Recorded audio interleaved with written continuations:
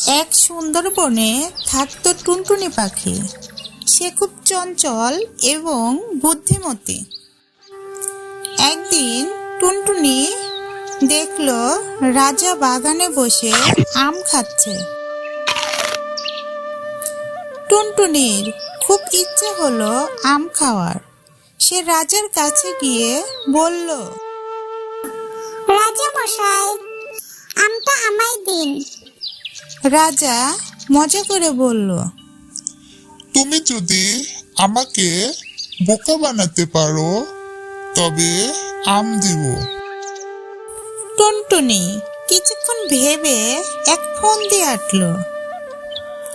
সে রাজাকে বলল, রাজা মশাই, আপনার মাথায় একটি মুকুট নেই কেন? আপনার মতো রাজা মুকুট ছাড়া বেমানান। রাজা লজ্জিত হয়ে বলল, তো মুকুট কোথায়? টুনটুনি উত্তর দিল, বনের এক গাছে আমি মুকুট দেখেছি। আপনি চাইলে সেটা আনতে পারেন।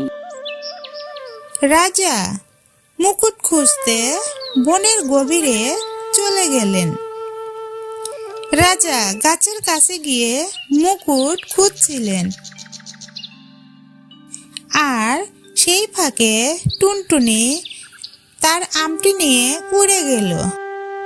ফিরে এসে রাজা বুঝলেন যে টুনটুনি তাকে বোকা বানিয়েছে। তবে রাজা টুনটুনির বুদ্ধিতে মুগ্ধ হয়ে হেসে বললেন, তুমি সত্যিই চতুর। এবার থেকে তুমি আমার রাজ্যের মিষ্টি টুনটুনি।